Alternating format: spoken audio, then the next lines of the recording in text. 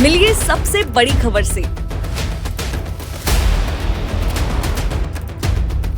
छोटे शहर की बड़ी कहानियां। हमने वो देखा जो अनकहा है। अब खबर आपकी उंगलियों पर। खबरों से परे, हर खबर पर हमारा नजरिया। इंडिया टाउन न्यूज, भारत की बात। जनता की आवाज हमारी मुहिम, डिजिटल युग की नई आवाज। जनता का भरोसा, जनता की जीत, जनता का मत, ये सारी चीजें जब दावे करती है, हारती है, तो ईवीएम पर सवाल क्यों? आपके लिए सबसे बेहतरीन हमारा प्रयास। इस वक्त की सबसे बड़ी खबर आपको बता रहे हैं कि इंडिया टाउन न्यूज, भारत की बात। माननीय श्री हरिशंकर खटीक जी, विधायक जतारा भाजपा प्रदेश महामंत्री को उनके जन्मदिन की हार्दिक बधाई एवं शुभकामनाएं। बधाईकर्ता अंशुल खरे, भाजपा कार्यकर्ता। नमस्कार, मैं हूं आपके साथ प्रगति ठाकुर और आप मेरे साथ देख रहे हैं छत्तीसगढ़ और मध्य प्रदेश का सबसे विश्वसनीय चैनल इंडिया टाउन न्यूज। समय इस वक्त नई ताजा खबरों के बुलेटिन का आप सभी का स्वागत करते हुए डालते हैं एक नजर उन खबरों पर जो बनी है सुर्खियां। मध्य प्रदेश में डॉक्टर मोहन यादव के नाम पर लगी मोहर। उज्जैन से हैं विधायक, अब संभालेंगे प्रदेश की कमान। मुख्यमंत्री के साथ होंगे 2 डिप्टी सीएम। नरेंद्र तोमर को बनाया जाएगा विधानसभा अध्यक्ष।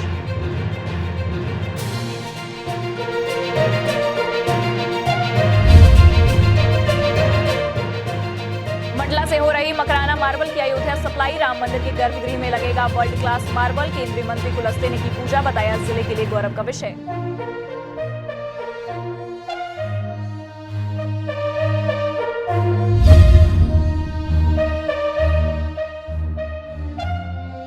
शिवपुरी से निकलकर अब प्रदेश भर में चलाया जाएगा उमंग अभियान। महिलाओं को सम्मान देने सीएम राइज स्कूल के बच्चों को दी जाएगी तालीम। लड़के और लड़कियों में भेदभाव मिटाने की जा रही पहल।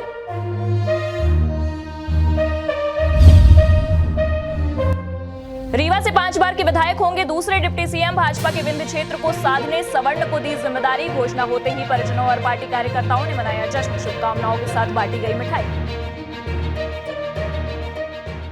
और अब खबरें विस्तार से। मध्य प्रदेश में अगले मुख्यमंत्री को लेकर चल रहा सवालों के दौर पर भाजपा ने सोमवार को पूर्ण विराम लगा दिया। इस पद के लिए शिवराज सिंह चौहान के साथ कई नाम दौड़ में शामिल थे, लेकिन पार्टी ने सभी को हैरान करते हुए डॉक्टर मोहन यादव को मुख्यमंत्री बनाने का फैसला किया।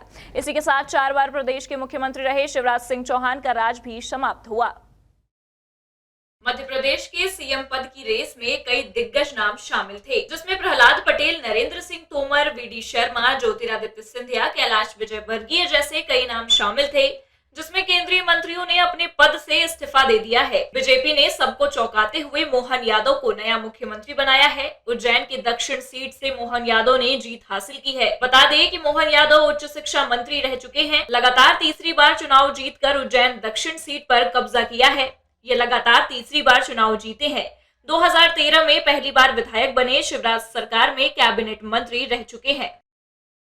हमारे अपने प्रदेश अध्यक्ष माननीय वीडी शर्मा जी, हमारे यशस्वी प्रधानमंत्री माननीय नरेंद्र मोदी जी के नेतृत्व में जिस प्रकार से देश में विकास का एक नया आयाम खड़ा हुआ है, यशस्वी मुख्यमंत्री माननीय शिवराज सिंह जी चौहान माननीय मोदी जी के नेतृत्व में मध्य प्रदेश में जो डबल इंजन की सरकार के माध्यम से विविध विकास के नए कायम प्रारंभ हुए थे, उन कामों के बलबूते पर मध्य प्रदेश ने पूरे देश में एक अलग पहचान बनाई है। मैं माननीय यशस्वी प्रधानमंत्री माननीय नरेंद्र मोदी जी और सभी वरिष्ठ नेतृत्व का आभार भी मानता हूं, जिनने मुझ पर विश्वास व्यक्त किया और आज विधायक दल के नेता के नाते से हमने सबने मिलकर संकल्प किया मेरे जैसे छोटे कार्यकर्ता को एक बड़ी जवाबदारी दी। यही हमारा अपना भाजपा का चरित्र है। भाजपा के इस नए दायित्व के में लिए हृदय से आभार भी मानता हूँ और आप सबके विश्वास के साथ निश्चित रूप से जो विकास का कारवा बढ़ाया माननीय मुख्यमंत्री शिवराज सिंह जी चौहान ने और यशस्वी प्रधानमंत्री के नेतृत्व में, निश्चित रूप से हम इसको आगे बढ़ाएंगे। Bureau report, India town news. हर हर क्षेत्र में पुरुषों के साथ कंधे से कंधा मिलाकर चलने वाली महिलाओं ने आत्मनिर्भरता की ओर एक और कदम बढ़ाया है। रोटी बेलन वाली महिलाएं अब बेलन छोड़ अपने हाथों में चप्पू थामेंगी और नाविक बनकर पर्यटकों को नाव की सवारी करवाएंगी। यही नहीं, स्टोरी टेलर के रूप में अपनी महत्वपूर्ण भूमिका भी निभाएंगी। इसके लिए महिलाओं को खास तौर पर प्रशिक्षण भी दिया जा रहा है। दरअसल मध्य प्रदेश पर्यटन बोर्ड, खरगोन जिला प्रशासन एवं वसुधा विकास संस्थान द्वारा जिले की पर्यटन नगरी महेश्वर में सुरक्षित पर्यटन स्थल परियोजना के अंतर्गत अनूठी पहल करते हुए महिलाओं को नाविक बनने का प्रशिक्षण दिया जा रहा है। विगत 6 दिसंबर को महेश्वर के अहिल्या घाट पर इसकी शुरुआत की गई है। नर्मदा नदी पर महिलाओं को यह ट्रेनिंग निःशुल्क प्रदान की जा रही है। इस प्रशिक्षण शिविर में 2 दर्जन से अधिक महिलाओं ने हिस्सा भी लिया है। देवी अहिल्याबाई किले के निकट नर्मदा घाट पर इन महिलाओं को विशेष प्रशिक्षण दिया जा रहा है। खरगोन जिले के महेश्वर डेस्टिनेशंस पर मां अहिल्या घाट पर महिलाओं की नाविक सहयोगी और साथ ही साथ स्टोरी टेलर और टेक्सटाइल टूर गाइड्स का प्रशिक्षण प्रारंभ हुआ है। इस प्रशिक्षण का उद्देश्य है कि महिलाएं अधिक से अधिक घर से निकलकर और टूरिस्ट प्लेस पर आए, ताकि बाहर से कोई महिलाएं आ रही है तो अपने आप को सुरक्षित महसूस करे। साथ ही साथ आजीविका के अवसर में भी पर्यटन उन्हें मौका दे, जिसके अंदर महिलाएं गाइड के रूप में, फोटोग्राफर के रूप में, नाविक के रूप में, स्टोरी टेलर के रूप में और जो भी स्थानीय यहाँ पर हस्तकला है उसके माध्यम से वो अपने आजीविका को सुनिश्चित करे। सुरक्षित पर्यटन स्थल परियोजना के अंतर्गत जिले के पर्यटन स्थल महेश्वर में पर्यटन बोर्ड और निजी संस्था वसुधा विकास संस्थान के सहयोग से प्रशिक्षण की शुरुआत की गई है, जहां नाव चलाने के प्रशिक्षण के साथ ही इन महिलाओं को बतौर सहायिका स्टोरी टेलर के रूप में काम करने का भी प्रशिक्षण दिया जाएगा, जिसमें महिलाएं मां नर्मदा और अहिल्याबाई होलकर के साथ साथ घाट निर्माण की कथा और महेश्वरी साड़ियों की भी जानकारी पर्यटकों को देंगी। बहुत बढ़िया लग रहा है और हमें ये अवसर भारत सरकार ने बहुत बढ़िया दिया है और हमें इस पर अपने आप पर एक कायम बन के बताना है कि हम महिलाएं भी आगे आ सकती हैं। मध्य प्रदेश टूरिज्म बोर्ड द्वारा यह बहुत ही अनोखी पहल की गई है, जहां महिलाओं के लिए नाविक प्रशिक्षण एक बहुत ही बड़ी उपलब्धि के रूप में पर्यटकों के सामने होगा। इससे महिलाओं को रोजगार भी मिलेगा और जिससे वह आत्मनिर्भर भी बन सकेंगी। महेश्वर से इंडिया टाउन न्यूज के लिए रविंद्र परमार की खास रिपोर्ट। खेती किसानी के क्षेत्र में हाल के कुछ वर्षों में बदलाव देखने को मिले हैं। किसान नई नई फसलों की खेती की तरफ रुख कर रहे हैं।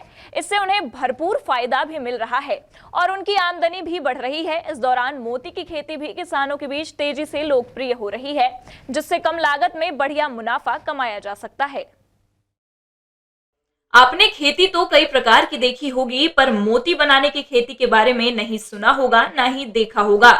मध्य प्रदेश के रतलाम में मध्य प्रदेश का पहला मोती बनाने की खेत है, जहां पर मोती बनाए जाते हैं और मोती बनाने की खेती के बारे में प्रशिक्षण भी दिया जाता है। ये खेती 4 साल से हो रही है। मैंने घर पे अपना छोटा सा घर की छत पे मैंने इसको छोटे लेवल पे चालू करा। 500 लीटर पानी की कैन में 1 टैंक 2 टैंक बनाए मैंने, 3 टैंक बनाए। फिर उसका मैंने 1 साल बाद प्रोडक्शन निकला। मैंने 2-3 साल मैंने इसको डेमो के रूप में स्टार्ट करा था। मेरे को अच्छा लगा, प्रॉफिट अच्छा लगा, इसका मार्केट में वैल्यू भी अच्छी मिली मेरे को। तो उसके बाद मैंने सोचा कि अपने पास ऑलरेडी ज़मीन है, खेती बाड़ी है, अपन किसान है, तो मैंने इसको मेरे खेत पे इससे पूरा प्रोजेक्ट को मैंने सिस्टमेटिक खेत पे मेरा प्रोजेक्ट डाला। मेरा प्रोजेक्ट 50/100 का मैंने प्रोजेक्ट इसको खेत पे भी कंटिन्यू हो मेरा, जिसमें अभी भी जैसे 10,000 लीटर का एक टैंक बना रखा, बायोक्लोक का टैंक है, जो कि अलग टेक्नोलॉजी से बना। मतलब इंडिया में जो करते हैं मोती की खेती भारत में, उससे हटके मैं टैंक में खेती कर रहा हूँ मोती की। रतलाम जिले में पिपलोदा तहसील के नौलखा गांव में स्थित है। यहाँ पर मोती अलग अलग तरह के बनाए जाते हैं और लोगों को इसकी ट्रेनिंग भी दी जाती है। यहाँ पर भारतीय मोती और जापानी मोती भी बनाए जाते हैं। भारत में बढ़ रही मोती की डिमांड को लेकर बाहर विदेशों से मोती मंगवाया जाता है। धीरे धीरे अपने भारत देश में मोती के कई सेंटर लग रहे हैं, जिससे बाहर से आने वाला मोती के बाजार में अपने भारत का ही मोती बिकेगा। इससे राष्ट्र में होने वाले आयात पर भी कमी होगी। इसके साथ युवाओं के लिए यह बहुत अच्छा अवसर है, जिससे हम अपना रोजगार भी प्राप्त कर सकते हैं और मोती की खेती से एक मोटी रकम भी प्राप्त कर सकते हैं। आज तो खेती तो बहुत देखी है, लेकिन मोतियों की खेती सुना था लेकिन कभी देखी नहीं थी। जिस ढंग से उसमें ऐसे लगा था कि मच्छी पालन जैसा कुछ होगा, लेकिन वैसा नहीं है। ये बहुत ही कठिन काम है, लेकिन सरल काम है। हर मोती के बनाने के लिए एक प्रक्रिया देखी, अरे उन्होंने पूरा का पूरा प्रोसेस एक्सप्लेन किया भाई साहब। उन्होंने 2 तरह के जो जापानीज और इंडियन स्टाइल के मोती थे, उनका भी पूरा प्रोसेस बताया, जो भी फर्स्ट साइकिल, सेकंड साइकिल जो है, और उसके बाद में आपका टैंक का जो प्रोसेस है ऑलमोस्ट 12 मंथ्स के बाद में जो निकलता है, इट्स एन अमेजिंग। जैसे अनिल जी ने बताया कि ROI इसका ज़बरदस्त है, रिटर्न ऑन इन्वेस्टमेंट। बहुत अच्छा लगा हमको, एक अलग ही प्रकार का अनुभव था। हमने सोचा भी नहीं था कि इतना सब कुछ देखने को मिलेगा अपने को, ये तो हमने सोचा नहीं था, उससे बहुत ज्यादा अच्छा अनुभव आया हमको। देखा गया है प्रदेश की फर्स्ट खेती माना जाए या देश की प्रथम खेती माना जाए इसको? प्रदेश की, जैसे भैया ने बोला कि प्रदेश की खेती प्रथम है, तो प्रथम ही है ये। और बाकी और पूरे भारत में भी जैसा वो बता रहे हैं कि 2 ही जगह, एक यहाँ पे है और एक महाराष्ट्र के सांगली में है। दिलीप जगदेव इसकी ट्रेनिंग अपने ही छोटे से गांव नौलखा में दे रहे हैं और यहां पर पूरे भारत के सभी राज्यों से यहां लोग ट्रेनिंग के लिए आ रहे हैं। रतलाम से इंडिया टाउन न्यूज के लिए राहुल बैरागी की रिपोर्ट। मध्य प्रदेश के जबलपुर में खुलेआम गुंडागर्दी करने का मामला सामने आया है। कलेक्ट्रेट कार्यालय में पदस्थ खाद्य विभाग के एक अधिकारी ने ओमती थाने में एक आरोपी के खिलाफ जान से मारने की धमकी देने की रिपोर्ट दर्ज कराई है। आखिरकार क्या है पूरा मामला, ये जानते हैं। दरअसल मामला जबलपुर के शासकीय राशन दुकान की है, जहां खाद्य विभाग के कनिष्ठ आपूर्ति अधिकारी संजीव अग्रवाल जांच करने गए हुए थे। दुकान की जांच करने के बाद ऑफिस में वो रिपोर्ट तैयार कर रहे थे, तभी ऑफिस में दुकान संचालक अब्दुल महमूद आया और उन्हें जान से मारने की धमकी देने लगा, जिसकी शिकायत खाद्य विभाग के अधिकारी ने पुलिस में की। वहीं पूरे मामले की जानकारी अधिकारी ने मीडिया को दी। अभी थाना ओमती आया हूँ। घटना का विवरण इस प्रकार है कि कल 9/12/2023 को मैं और मेरी वरिष्ठ अधिकारी श्रीमती अनीता सोरते एक शासकीय उचित मूल्य दुकान की जांच करने गए थे खैरीगढ़। उसकी जांच करके लौट के आए ऑफिस में, तो 3-4 बजे के आसपास। तो रिपोर्ट बना रहे थे उसकी। 2 कंप्यूटर ऑपरेटर भी साथ में थे, ओम प्रकाश साहू और अंकित पांडे। तो रिपोर्ट बनाते उसी में 4 बजे का समय था। 4:10 के आसपास या थोड़ी देर में लगभग वो आ गया एक अब्दुल महमूद रंगरेज। उसका पिछले साल गेहूं पकड़ा गया था, उसके लड़का राशन दुकान चलाता था। तो पुलिस ने, थाना कोतवाली पुलिस ने राशन का गेहूं पकड़ा था, जिसमें प्रकरण न्यायालय में प्रचलित है और वो उसके विरुद्ध पुलिस अधीक्षक महोदय और तत्कालीन कंट्रोलर के प्रतिवेदन के आधार पर कलेक्टर महोदय ने चोर बहाली एक्ट 1980 के तहत डिटेंशन ऑर्डर जारी किया था, जिसमें वो जेल भी गया था।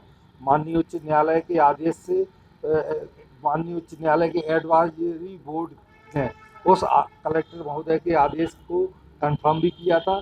जेल से लौट के आने के बाद लगातार वो ऑफिस आता रहा। कई सारे उसने सूचना के आवेदन अपने पुत्र के नाम से लगातार आता जाता। अनर्गल बात कर दूँगा, एक नंबर भी मैंने अपने आवेदन में दिया है, उस नंबर से मुझे व्हाट्सअप करना और फ़ोन करना, धमकाना। कल की घटना मूलतः ये है कि जब ऑफिस आया तो कहने लगा एक आवेदन ले लो। हम लोगों ने कहा कि संबंधित लिपिक नहीं है, हम लोग आवेदन नहीं लेते हैं, आप सोमवार को दे दीजिएगा, क्योंकि आज इतवार था। तो इसी बहाने बात करते करते बोले वो मेरे पुराने प्रकरण है, उसमें आपकी पेशी है, बढ़वा लेना, चले नहीं जाना, बयान बदल लेना, और आप लोगों ने फंसाया है। धारा 191 में आपकी और एक हमारे साथ में जो जांच की थी साथी सिद्धार्थ राय, उनकी धारा 191 में FIR कराऊंगा और तरह तरह की, और आपका बेटा कहाँ रहता है मुझे मालूम है, मैं देख लूँगा, है ना, इस तरीके इस प्रकार की बातें धमकाया। तो मैं तनावग्रस्त हो गया, BP बढ़ गया मेरा। तो मेरे साथियों ने मुझे घर तक पहुँचाया, फिर मैंने व्हाट्सएप के माध्यम से अपने वरिष्ठ अधिकारियों को सूचित किया। आज सुबह फिर ऑफिस पहुँचे, हमारे कंट्रोलर साहब आए श्री कमलेश तांडेकर जी, उनको अवगत कराया, आवेदन दिया। तो उन्होंने थाना ओमती क्षेत्र लगता है, TI साहब को आवेदन हमारा अपने कवरिंग लेटर के साथ भेजा और पुष्टि करते हुए, और फिर उसकी FIR दर्ज हो। आपको बता दें कि पिछले साल अब्दुल की दुकान से अवैध रूप से गेहूं बरामद किया गया था और उसकी रिपोर्ट कोतवाली थाने में दर्ज की गई है। इस मामले में दुकान संचालक अब्दुल को जेल भी हुई थी। उसी मामले के संबंध में उसने 9 दिसंबर को ऑफिस में जाकर धमकी दी। वहीं पुलिस ने पीड़ित की शिकायत पर जांच शुरू कर दी है। कलेक्ट्रेट शाखा से कनिष्ठ आपूर्ति अधिकारी श्री संजीव अग्रवाल जी एक आवेदन पत्र लेके थाना ओमती आए हैं। इनके द्वारा अपने आवेदन पत्र में बताया गया है कि कल दिनांक 9/12/23 को जब ये अपने ऑफिस में थे, उसी दरमियान एक अब्दुल महमूद रंगरेज जो कोतवाली थाना क्षेत्र के रहने वाले हैं, इनके ऑफिस में आकर इनके शासकीय कार्य में व्यवधान उत्पन्न किया और किसी पुराने मामले में इनमें को कोर्ट में गवाही देने से मना कर रहे हैं, साथ ही जान से मारने की धमकी दे रहे हैं। आवेदन पत्र लेकर इसमें हम वैधानिक कार्रवाई कर रहे हैं। जबलपुर से इंडिया टाउन न्यूज के लिए दिनेश चौधरी की रिपोर्ट। शिक्षा विभाग द्वारा सीएम राइज मॉडल स्कूल के तहत सभी स्कूलों में 9वीं से 12वीं के विद्यार्थियों को महिला सम्मान के प्रति जागरूक करने उमंग अभियान चलाया गया, जहां स्कूली छात्रों को लड़के और लड़कियों में भेदभाव दूर और समाज में महिलाओं के सम्मान करने के विषय के बारे में बताया गया। आपको बता दें कि मध्य प्रदेश सरकार द्वारा शुरू किए गए सीएम राइज स्कूल खनियाधाना के छात्रों को मार्गदर्शिका के लिए यह अभियान चलाया जाएगा। हर मंगलवार को कक्षा 9वीं से 12वीं तक विद्यार्थियों को लड़के और लड़कियों में भेदभाव दूर करने के लिए उमंग कार्यक्रम चलाया गया था। जब यह कार्यक्रम सफल हुआ तो मध्य प्रदेश शासन एवं लोक कल्याण स्वास्थ्य विभाग द्वारा कक्षा 6वीं से 8वीं तक लागू कर दिया गया। वहीं इस अभियान के विषय में शिक्षक नोडल अधिकारी ने इंडिया टाउन न्यूज से जानकारी साझा की। उमंग कार्यक्रम मध्य प्रदेश शासन द्वारा 2017 से कक्षा 9 से 12वीं तक की कक्षाओं में लागू हुआ सबसे पहले, और इसमें हर मंगलवार को कक्षा 9 से 12वीं तक की क्लासों में लड़का लड़कियों में भेदभाव, उनमें समानता और स्टीरियोटाइप को दूर करने के लिए ये कार्यक्रम चलाया गया। और जब ये कार्यक्रम सफल हुआ तो मध्य प्रदेश शासन एवं लोक कल्याण विभाग स्वास्थ्य विभाग द्वारा मध्य प्रदेश शासन द्वारा फिर कक्षा 6 से कक्षा 8 तक आधा फुल उमंग कार्यक्रम लागू किया गया। दरअसल उमंग कार्यक्रम के तहत 6वीं से 8वीं तक 6 कमेंट्स की प्रणाली लागू कर लिंग भेद को दूर करना लक्ष्य रखा गया, जिससे लोगों के मन में भ्रम को दूर किया जा सके कि समाज में लड़का और लड़की समान है। आज देश में लड़कियां खेलों, शिक्षा, हर क्षेत्र में अपना और देश का नाम ऊंचा कर रही हैं। शिवपुरी से इंडिया टाउन न्यूज के लिए कुलदीप गुप्ता की रिपोर्ट।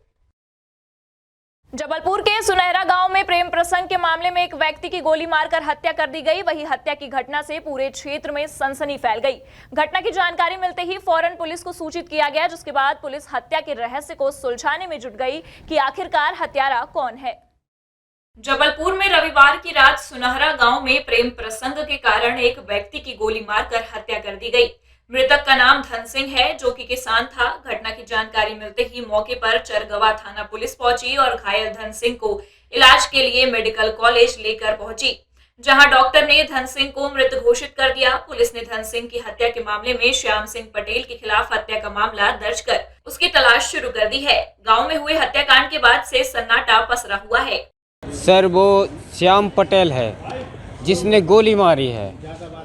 उसने अंधेरे का फ़ायदा उठा के गोली मारी छुप के। मेरा भाई घर में बैठा था, उसके साथ 2-4 लोग और साथ में बैठे थे। 2 लोगों को और गोली लगी है। क्या नाम है आपके भाई का? धन सिंह चड़ार। मारने वाला कौन है? श्याम पटेल। मारने की वजह? मारने की वजह थी उसकी लड़की मेरे भतीजे के साथ भाग गई। घटना की जानकारी मिलने के बाद मौके पर एएसपी सोनाली दुबे चरगवा थाना स्टाफ के साथ स्थल पर पहुंची, जहां उन्होंने ग्रामीणों से घटना के संबंध में पूछताछ की। वहीं पुलिस के मुताबिक श्याम सिंह की शिकायत पर पुलिस ने धारा 363 के तहत लड़की के गुमशुदगी का मामला दर्ज कर उसकी तलाश कर रही थी। इस बीच यह घटना सामने आ गई। बहरहाल पुलिस ने हत्या का मामला दर्ज कर आरोपी श्याम सिंह की तलाश शुरू कर दी है। इसके साथ ही पुलिस युवक युवती की भी तलाश कर रही है। जबलपुर से इंडिया टाउन न्यूज के लिए दिनेश चौधरी की रिपोर्ट। सागर जिले के सानौधा थाना क्षेत्र के गलगल टोरिया के पास धूरा रोड पर काली पठार के पास एक व्यक्ति की अधजली लाश मिलने से सनसनी फैल गई।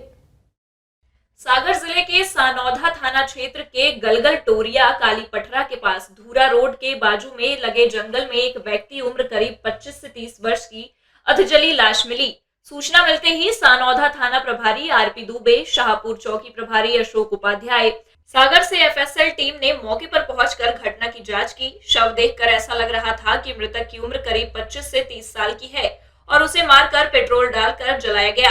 वहीं कुछ लोग यह भी संदेह जता रहे हैं कि मृतक की हत्या कहीं और हुई है और सुनसान जगह पाकर यहां जलाया है। यह आज सूचना मिली थी यहाँ अज्ञात जली हुई बॉडी पड़ी होने की।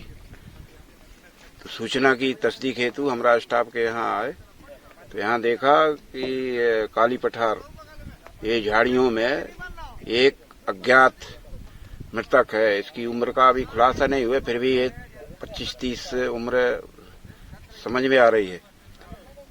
तो यहाँ पे पड़ी मिली, जो अधिकारियों को सूचना कराया, एफएसएल पार्टी डाक स्क्वाड भी आया, अधिकारियों लोग को अवगत कराया, मर्ग पंचनामा कार्रवाई की जा रही है। आगे जो भी साक्ष्य आएंगे वैसी वैधानिक कार्रवाई की जाएगी। वहीं पुलिस ने मर्ग कायम कर शव को पोस्टमार्टम के लिए रवाना कर दिया है और शॉर्ट पोस्टमार्टम रिपोर्ट आने पर 302 के तहत मामला कायम किया जाएगा। सागर से इंडिया टाउन न्यूज के लिए सतीश सेन की रिपोर्ट। अब वक्त हो चला एक ब्रेक का। ब्रेक के बाद देखेंगे देश प्रदेश से जुड़ी कुछ और खबरें। मिलिए सबसे बड़ी खबर से। छोटे शहर की बड़ी कहानियां। हमने वो देखा जो अनकहा है। अब खबर आपकी उंगलियों पर, खबरों से परे, हर खबर पर हमारा नजरिया। इंडिया टाउन न्यूज, भारत की बात। जनता की आवाज हमारी मुहिम, डिजिटल युग की नई आवाज। जनता का भरोसा, जनता की जीत, जनता का मत, ये सारी चीजें जब दावे करती है, हारती है, तो ईवीएम पर सवाल क्यों? आपके लिए सबसे बेहतरीन हमारा प्रयास। इस वक्त की सबसे बड़ी खबर आपको बता रहे हैं कि इंडिया टाउन न्यूज, भारत की बात। ब्रेक के बाद आपका स्वागत है। मध्य प्रदेश में मुख्यमंत्री के नाम को लेकर चल रही उठापटक अब समाप्त हो गई है। प्रदेश के अगले मुख्यमंत्री अब मोहन यादव होंगे। मोहन यादव उज्जैन दक्षिण से विधायक हैं। भोपाल स्थित भाजपा के प्रदेश कार्यालय में पार्टी के विधायक दल की बैठक में उनके नाम पर मुहर लगी है। मोहन यादव ओबीसी वर्ग से आते हैं। वहीं प्रदेश में 2 डिप्टी सीएम होंगे। जगदीश देवड़ा और रीवा विधायक राजेंद्र शुक्ला को उप मुख्यमंत्री बनाया गया है। विंध्य को साथ ने रीवा विधायक राजेंद्र शुक्ला को उप मुख्यमंत्री बनाया गया है। इसके पहले वो जनसंपर्क मंत्री थे। राजेंद्र शुक्ला रीवा विधानसभा सीट से 5वीं बार विधायक बने हैं। इस बार वो 21,000 से ज्यादा वोटों से कांग्रेस प्रत्याशी को हराकर चुनाव जीते हैं। जैसे ही उनके उप मुख्यमंत्री बनने की खबर सामने आई, वैसे ही रीवा के लोगों में खुशी की लहर दौड़ गई और उनके घर के बाहर कार्यकर्ताओं की काफी भीड़ लग गई। उनके घर के बाहर ढोल बजने लगे और सभी ने एक दूसरे को मिठाई खिलाकर बधाई दी। उनके परिवार के लोग और कार्यकर्ताओं ने इसके लिए पार्टी पदाधिकारियों को धन्यवाद दिया है। भगवान को बहुत बहुत धन्यवाद कि इतनी बड़ी जिम्मेदारी मोदी जी ने उनको सौंपी और एकदम से अचानक ही हम लोगों को पता चला। बेहद खुशी हो रही है। खुशी का माहौल आप देख सकते हैं बाहर की कितनी पब्लिक खुश है और वो अब उप मुख्यमंत्री बनके और भी सेवा करेंगे। बिंद को आगे ले जाएंगे। पहले भी उन्होंने बहुत सेवा करी है, अब आगे भी वो अच्छे से करेंगे। जिम्मेदारियां मिली हैं, उन्होंने अपने कार्य से सिद्ध कर दिया कि वो इस पद के योग्य थे और भारतीय जनता पार्टी के वरिष्ठ नेतृत्व को मैं धन्यवाद देना चाहता हूं कि उन्होंने इस रिबिंद को ये अवसर दिया, माननीय राजेंद्र शुक्ला जी को ये अवसर दिया कि पूरे प्रदेश को चमकाने का काम वो अब करेंगे। कहना चाहेंगे आप? बहुत जबरदस्त उत्साह है, हम सब गौरवान्वित हैं। पूरा विंध्य क्षेत्र खुशी मना रहा है। जगह जगह ढोल नगाड़े और पटाखे फूट रहे हैं। आप देख रहे हैं, जिसे मंत्री जी के यहाँ तो है ही, पूरे शहर में खुशी है क्योंकि राजेंद्र शुक्ला जी सबके दिलों में बसे हुए हैं और एक जन नेता है विंध्य क्षेत्र के और लोग बहुत मानते हैं उनको। उसी का परिणाम है कि जैसे ही समाचार प्रसारित हुआ कि डिप्टी सीएम बनाए जा रहे हैं, अत्यंत खुश हैं। कार्यकर्ताओं में जोश तो है ही, आम जनता बहुत खुश है। इसके पहले राजेंद्र शुक्ला जनसंपर्क, खनिज और ऊर्जा मंत्री भी रह चुके हैं। रीवा से इंडिया टाउन न्यूज के लिए मोहम्मद शमीम सौदागर की रिपोर्ट। मकराना का मार्बल एक बार फिर पूरे देश में चर्चा का विषय बना हुआ है। कारण यह है कि मकराना के मार्बल का उपयोग अयोध्या में बन रहे भगवान श्री राम के मंदिर में हो रहा है। अयोध्या में श्री राम लला की प्राण प्रतिष्ठा की तारीख करीब आ रही है। वहीं मकराना के मार्बल से भगवान राम का आसन तैयार किया गया है। अयोध्या के भव्य श्री राम मंदिर के निर्माण में नागौर के मकराना का भी अहम योगदान है। श्री राम मंदिर के गर्भगृह की आसनशिला मकराना के मार्बल से बनी है। आपको बता दें कि जिला मुख्यालय के नजदीकी ग्राम फूलसागर में स्थित मृदु किशोरी इंडस्ट्रीज से कटिंग किया हुआ मार्बल पहले राजस्थान और दिल्ली को जाता है, जहां कारीगरी के पश्चात अयोध्या पहुंचाया जा रहा है। इस मार्बल का उपयोग निर्माणाधीन श्री राम मंदिर के गर्भगृह में किया जा रहा है। जब यह जानकारी स्थानीय सांसद और केंद्रीय मंत्री फग्गन सिंह कुलस्ते को मिली तो वे मृदु किशोरी इंडस्ट्रीज पहुंचे, जहां उन्होंने संचालकों से मुलाकात की और उनसे मंडला से अयोध्या भेजे जा रहे पत्थरों के श्री राम मंदिर में हो रहे उपयोग पर चर्चा की। इस समय देश में भगवान राम का जो मंदिर का निर्माण का काम चल रहा है उसकी बहुत देश भर में और दुनिया में बहुत चर्चा हो रही है। और एक संयोग देखिए कि मंडला का ये जो मार्वल है, आदिवासी जिला है, यहाँ का ये मार्वल जाकर के भगवान राम का मंदिर बन रहा है, उसके गर्भगृह में ये स्टोन लग रहा है। ये हम सबके लिए भी, मंडला वासियों के लिए, विशेषकर हमारे कल्पीवाल जी जो एमके इंडस्ट्री के नाम से जानते हैं, मैं उनको बधाई देता हूं कि हम लोग कभी कल्पना नहीं किए होंगे देश के ऐसे बड़े कंपनियां काम कर रही हैं।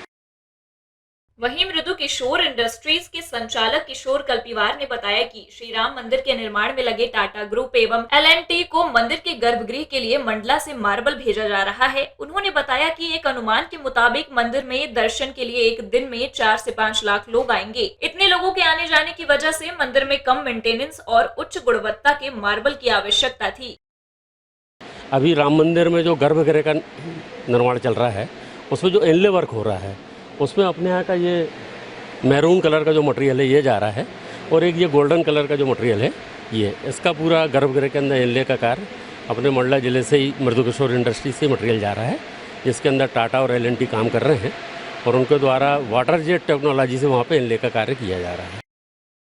आपको बता दें कि केंद्रीय मंत्री कुलस्ते ने राम मंदिर के लिए भेजे जा रहे पत्थरों का पूजन भी किया। उन्होंने मंडला के पत्थरों का उपयोग श्री राम मंदिर के गर्भगृह में होने पर इसे मंडला वासियों के सौभाग्य और गौरव का विषय बताया।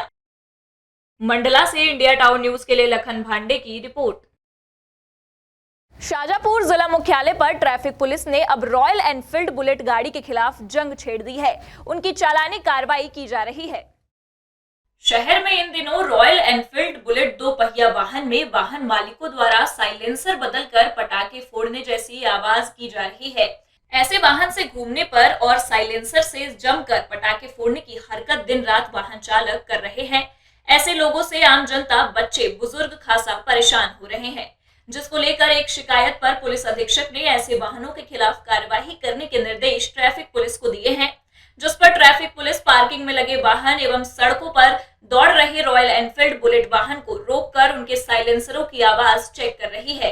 अगर किसी के वाहन से पटाखे फोड़ने जैसी आवाज आती है तो उसकी चालानी कार्रवाई कर उसके खिलाफ ध्वनि प्रदूषण की कार्रवाई भी की जा रही है। सुबह करीब 8 बजे से ट्रैफिक पुलिस पूरे शहर में भ्रमण कर ऐसे वाहनों को ढूंढ रही है जिन पर वह कार्यवाही कर सके। वहीं ट्रैफिक इंचार्ज का कहना है कि यह कार्यवाही सतत जारी रहेगी। पुलिस अधीक्षक महोदय का निर्देश है कि शहर में जो बुलेट आवाज़ करके पटाखा फोड़कर निकलती है उन पर, जिससे कि जो शहरवासी हैं, जो हमारे बुजुर्ग और बच्चे हैं परेशान होते हैं, उन पर सख्त कार्रवाई की जाना चाहिए।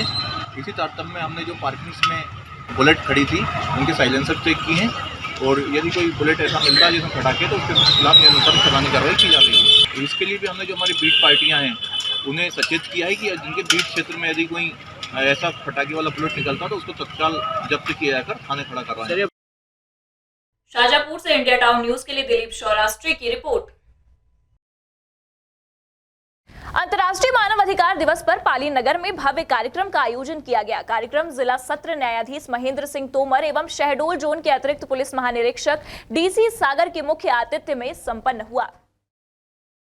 अंतर्राष्ट्रीय मानव दिवस पर आयोजित कार्यक्रम के दौरान सर्वप्रथम सभी ने माता बिरासिनी के मंदिर पहुंच पूजा अर्चना की और इसके पश्चात कार्यक्रम में सम्मिलित हुए। कार्यक्रम में नगर के सभी स्कूलों के बच्चों ने मनमोहक प्रस्तुति दी और मानव अधिकारों को लेकर स्पीच भी छोटे छोटे बच्चों द्वारा प्रस्तुत की गई, जिसे देखकर उपस्थित मुख्य अतिथि एवं जन समुदाय प्रफुल्लित हुए। मध्य प्रदेश राज्य विधिक सेवा प्राधिकरण जबलपुर के निर्देशानुसार एवं माननीय प्रधान जिला न्यायाधीश श्री महेंद्र सिंह तोमर जी के मार्गदर्शन में आज अंतर्राष्ट्रीय मानव दिवस का आयोजन किया गया है। आज हमने अंतर्राष्ट्रीय मानव दिवस पर महिला सशक्तिकरण एवं बच्चों के अधिकार और कर्तव्य की जानकारी दी। हमारा कर्तव्य है कि हम अपने अधिकारों को समझें। जब हम अपने अधिकारों को समझेंगे तो अपने कर्तव्यों का पालन खुद ब खुद करेंगे। धन्यवाद।